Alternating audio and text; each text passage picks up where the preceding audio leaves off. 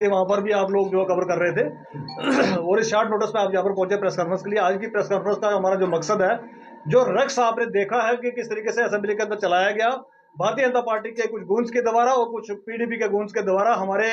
MLA, एक elected MLA के ऊपर जिस तरीके से हमला किया, हम उसकी कड़े लफ्जों में निंदा करते हैं और यहाँ से तनबीह करना चाहते हैं कि अगर आप ये सोच के कि भी किसी पार्टी का एक अकेला एमएलए है और उसको बाहर से गुंडे बुला के आप पटवाने की कोशिश करोगे तो हम ये कतन बर्दाश्त नहीं करेंगे।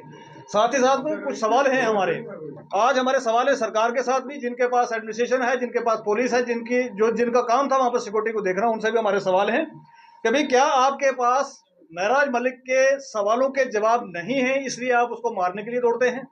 और डेमोक्रेसी के अंदर आपको अपनी बात रखनी है, जुबान से, मुंह से आपको अपनी बात रखनी है। ये कौन सी डेमोक्रेसी के अंदर हम जी रहे हैं कि आप लात घूसों से और डंडों से लेके वहां पर बातें करेंगे? और दूसरा हमारा सवाल है, वहां के एसएसपी साहब जो देख रहे थे, उसकी सारी सिक्योरिटी के इंचार्ज हैं,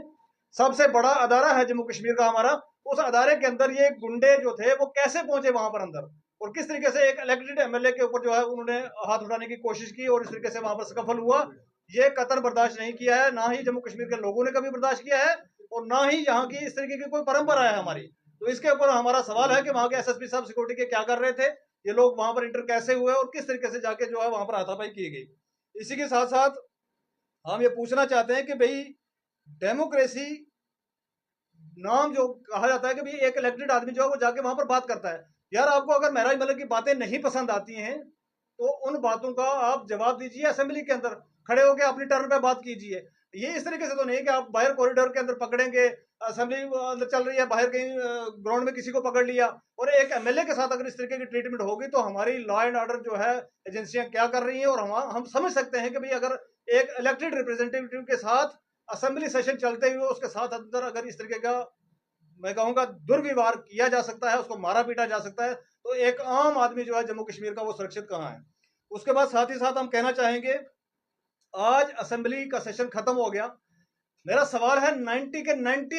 एमएलए से, वहां के स्पीकर साहब से, चीफ मिनिस्टर साहब से, कि भाई आपने ये स्कफल, गाली गलोच, एक दूसरे को ताना मेना देने के अलावा आज आप सेशन खत्म होने के बाद पब्लिक का कौन सा काम करके यहां से निकले हैं, और कितने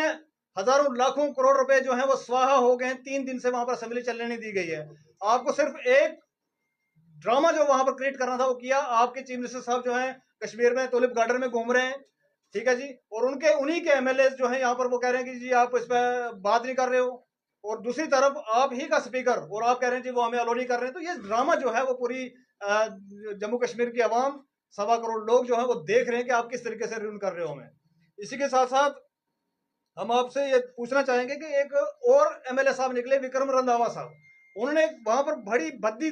बातें की हैं वहां पर कि इसका डीएनए टेस्ट किया जाए। तो क्या आज एक इलेक्टेड रिप्रेजेंटेटिव को अपना डीएनए की सर्टिफिकेट लेके आना पड़ेगा वहां पर साथ में? क्या उसके ऊपर कोई कार्रवाई होगी? हम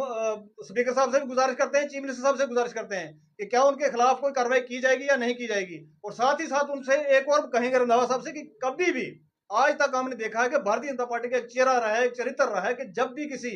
मुसलमान, वो एमएलए इलेक्टेड हो, वो नॉन इलेक्टेड हो, वो पॉलिटिशियन हो, वो एक्टिविस्ट हो, अगर किसी ने बात करने की कोशिश की और भारतीय जनता पार्टी के खिलाफ अगर बात करने की कोशिश की तो उसको एक टैग लगा दिया जाता है टेररिस्ट का। आज वहां पर महराज मलिक को उन्होंने टेररिस्ट बुलाया है। तो मैं पूछना चाहूंगा रंधावा साहब से कि रंधावा साहब आपके पास क्या प्रूफ है? आपने किस तरीके से कहा कि ये जहादियों का जना हुआ है, यानी कि उसके माँ बाप जहादी हैं, यानी कि यहाँ पर मुसलमान कोई भी है जम्मू कश्मीर के अंदर है तो आपने सबको जहादी बोला। तो हम कंडेम करते हैं इन लफ्जों को और रिक्वेस्ट करते हैं रंधावा साहब से कि अभी आपको माफी मांगनी चाहिए। इधर से आपने यहाँ से जहां से आप जीत के गए हुए हैं, यहाँ पर लगभग 40% मुसलमान है जिन्होंने आपको वोट दिया हुआ है। हमें वो आपके कलमात नहीं भूले जब आपने कहा था जी आप मुसलमान जो है जहां पर भी रोड देखते हैं और क्या खड़ा कर लेते हैं, मैं तो बोलना भी उसको पसंद नहीं करूंगा। वो देखने के बाद भी आपको लोगों ने यहाँ से जितवा के भेजा, वोट दे के भेजा, और आज आपकी लैंग्वेज इस तरीके की है कि आप असेंबली के बाहर खड़े होकर ये कहते हैं कि भाई एक आपका ही साथी, वैसे ही आप एमएलए हैं, वैसे ही महराज मलिक एमएलए है, तो उसको बाहर खड़े रह के आप वहां पर कहते हैं कि ये जिहादियों की औलाद है, ये टेररिस्ट है, ये फलाना है, ढमकाना है। ये कंडेमेबल अल्फाज है, हम इनको कंडेम करते हैं। और महराज मलिक के ऊपर जो अटैक किया गया इसको हम सिरे से खारिज करते हैं, कंडेम करते हैं, वो चाहे पीडीपी के गूंज हो, चाहे भारतीय जनता पार्टी के गूंज हो। और हम इनसे कहना चाहेंगे कि कान खोल के सुन ले, इस तरीके से जिस तरीके से आप हाथापाई पे उतरे ये हम करने नहीं देंगे, ये होने नहीं देंगे। तो क्या